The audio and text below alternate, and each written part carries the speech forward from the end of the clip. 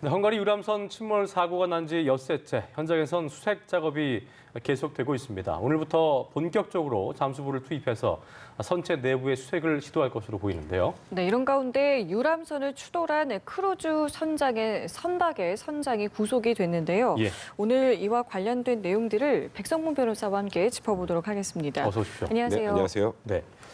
참 안타까운 시간만 계속 흘러가는 것 같습니다. 헝가리 부다페스트 사고가 난 지 엿새째를 맞이하고 있는데요.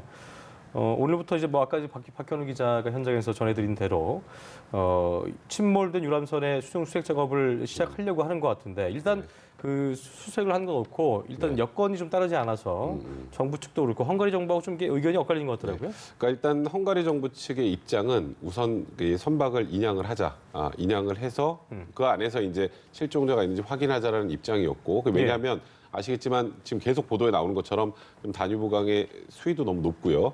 그리고 내부가 잠수사들의 전원에 의하면 촉각에 의지할 수밖에 없다는 표현을 씁니다. 그러니까 말 그대로 시야 확보가 전혀 안 되고 있다는 뜻이거든요. 그러니까 이제 선체를 인양해서 그 다음에 일단 그 안에 혹시 있을지도 모를 실종자들을 수색하자는 입장이었던 거고, 우리나라 정부 입장에서는 일단 만약에 선박을 인양하는 과정에서 혹여라도 실종자가 유실이 돼버리면 그럼 또 다시 이제 찾지 못하는 그런 상황이 생길 수 있으니까.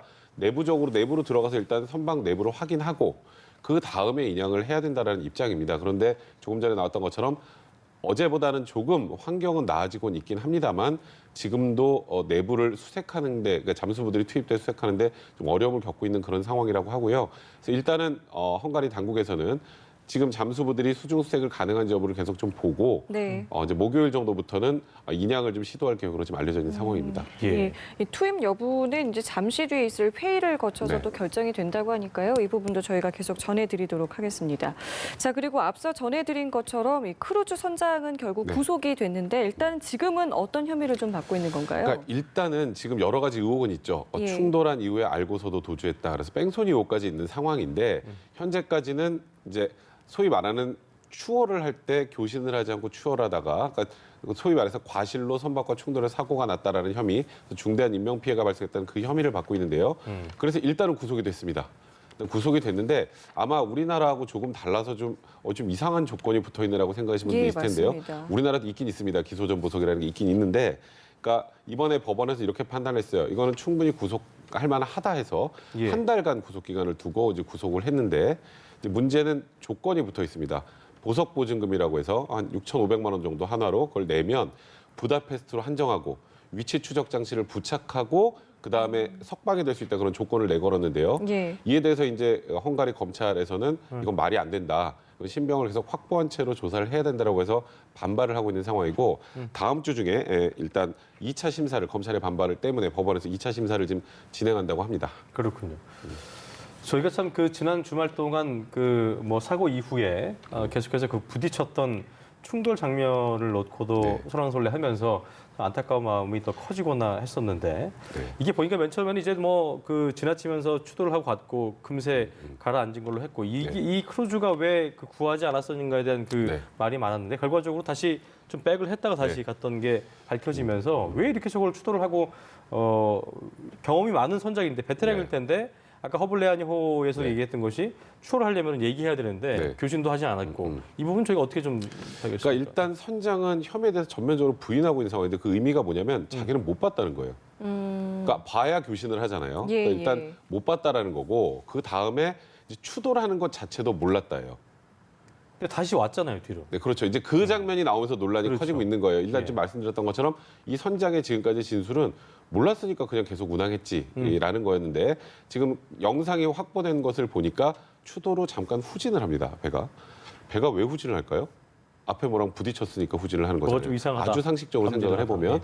그렇다면 최소한 추돌한 것 정도는 이미 알고 있었던 것이 아닌가. 그리고 그 안에 승무원들이 지금 말씀하셨던 그 바이킹 시가노의 승무원들이 그 배에서 침몰해서 사람들이 이제 그 강위에 있는 상황에서 구명조끼 같은 것들을 2개 던졌다는 얘기 나오거든요. 그렇다면 그런 것도 인지를 했던 건 아니냐.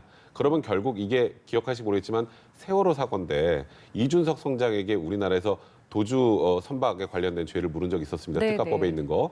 근데 그러니까 결국 이거는 단순히 안전 의무를 위반해서, 그러니까 교신을 하지 않아서 추돌한 걸 넘어서서 추돌하고 고의로 도주한 것이 아니냐라는 지금 혐의를 받고 있는데 그 부분은 아직 조사가 좀 필요한 상황입니다. 예, 그러니까 예. 결국에는 인지를 하고 있었는지 여부를 네, 그렇죠. 알아야 될 네. 텐데 이게 결정적인 증거가 그럼 결국엔 필요한 부분 아니겠습니까? 그러니까 결정적인 증거라고 하면요. 예. 현실적으로는 영상밖에 없습니다. 그 뺑소니라는 게 다시 왔다는 것만으로는 뺑소니를 확정할 수는 없는 거예요. 그러니까 이제 거기서 사고가 나면 추돌을 하면 인명을 구조하던가 해야 되는데 네. 그냥 잠시 멈칫하다가 이제 다 그냥 계속 운항을 하지 않았습니까?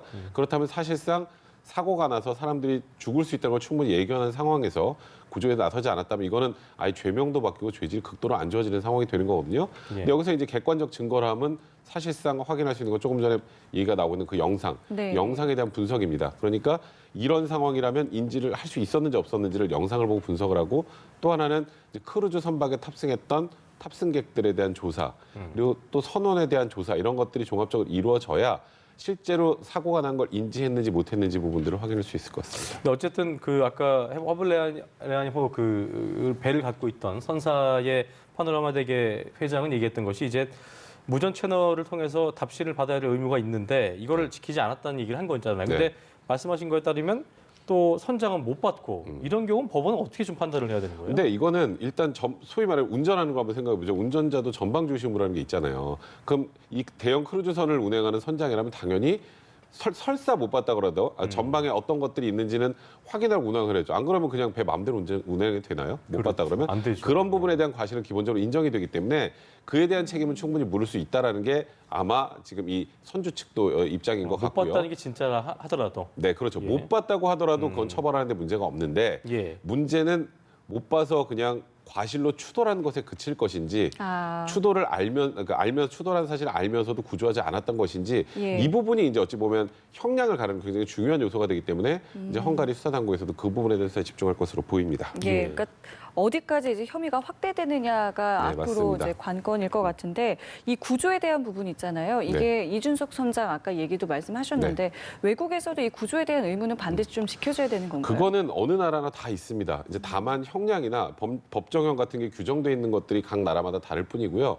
우리나라도 사실상 거의 살인죄와 거의 유사하게 처벌을 합니다. 그 특가법에서. 예. 그래서 그 당시에 기억하실지 모르겠지만 이준석 선장에게 대해서도 무기징역을 구형을 했던 걸로 지금 알고 있는데 네. 그렇기 때문에 이제 이것도 아마 마찬가지일 거예요. 그런 상황이 됐으면 당연히 선행하는 조치 때문에 문제가 발생했고 네, 그 네. 이후에 구조를 하지 않았다면 그에 대한 엄중한 책임을 물을 수밖에 없을 거고요. 그러니까 인지를 지금 못한 상태였다고 계속 주장을 한다면 이제 그에 대해서는 사실 본인의 주장대로만 판단하진 않잖아요.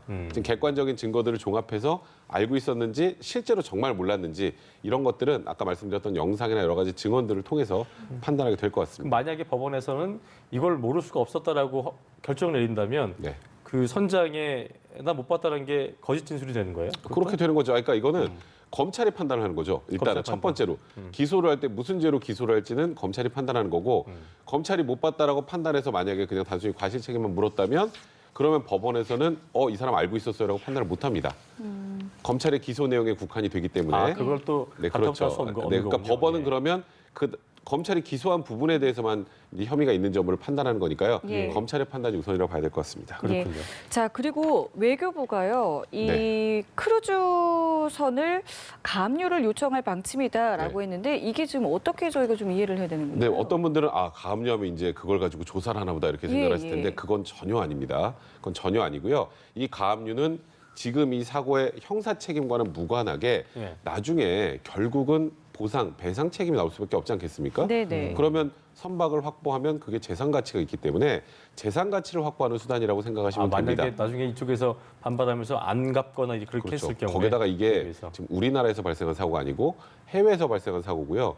그리고 이 지금 그 바이킹 시가노의 선주, 그러니까 이 회사는 스위스에 있습니다. 그러니까 이게 굉장히 여러 나라가 얽혀 복잡하게 있군요. 얽혀 있기 때문에 추후에 배상 보상 문제가 갔을 때 아주 복잡할 수 있어요. 그러니까 우리나라 외교부가 미리 나서서 일단 이 크루즈 선박이라도 확보를 하면 이 크루즈 선박의 가치는 꽤 큽니다.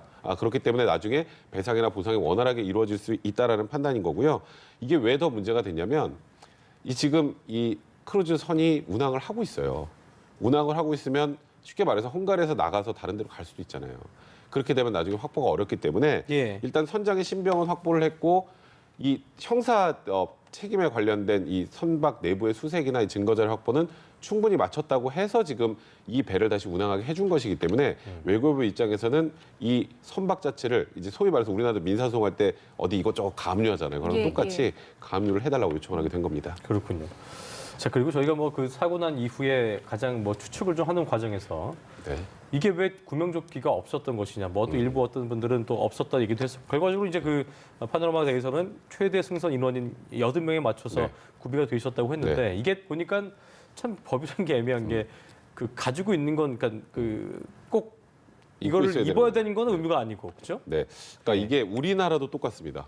그러니까 헝가리만 그런 게 아니고요. 비치도 우리나라도 의무고 똑같아요. 입는 거 의무가 아니고. 이제 아마 한강 유람선 타보신 분들 기억하실 텐데 예. 유람선 탈 때 구명조끼 입고 타신 분들 제가 알기로 아마 없을 거예요. 근데 가만 보면 구명조끼는 다 있습니다. 그게 왜 그런 거냐면 구명조끼를 착용하는 건 의무가 아닌데 혹여라도 강이나 바다에 사고가 날 경우에는 수영 못 하시는 분들은 사실 속수무책이잖아요. 그래서 사고가 날 경우를 대비해서 구명조끼를 구비할 의무만 두고 있는데 이제 이번 사건 한번 보시죠. 사고 나고 침몰하는데 10분이 걸리지 않았습니다. 예. 그 사이에 구명조끼를 찾아서 입고 탈출할 수 있었을까요?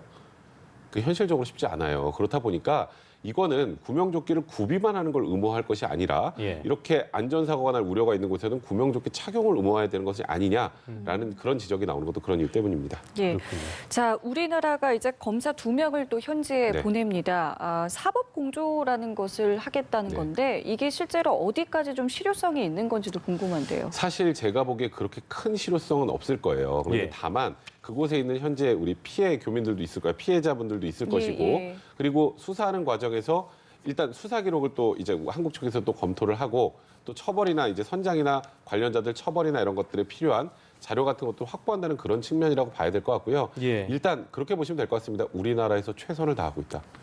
우리나라에서 최선을 다하고 있고 예. 우리나라의 재외 국민의 안전, 여행객들의 안전을 위해서 한국은 대한민국은 최선을 다하고 있다라는 그런 모습이라고 보시면 될 것 같습니다. 일단 이게 수색하는 그 과정에 있어서는 잠수부 들어간 것도 우리는 강력히 좀 원하고 있지만 당국이 헝가리가 이제 헝가리 지역이 헝가리이기 네, 때문에 헝가리 맞습니다. 당국의 그걸 따라야 되는 부분인 거죠. 아, 그렇죠. 그리고 이제 헝가리 측에서도 지금 헝가리 잠수부들도 위험하다고 하니까 만약에 또 우리나라 잠수부들이 이제 작업에 투입이 됐다 혹여라도 또 불미스러움이 생기면 또 헝가리 당국도 외교적으로도 좀 사실 그게 좀 불편한 상황이 연출될 수 있기 때문에 네. 그런 부분들에 대한 공조는 좀 진행하고 있는 상황입니다. 알겠습니다. 지금까지 헝가리 유람선 침몰 사고에서 법적인 관련 부분에 대해서 백상문 변호사와 함께 자세히 짚어봤습니다. 오늘 말씀 고맙습니다. 예.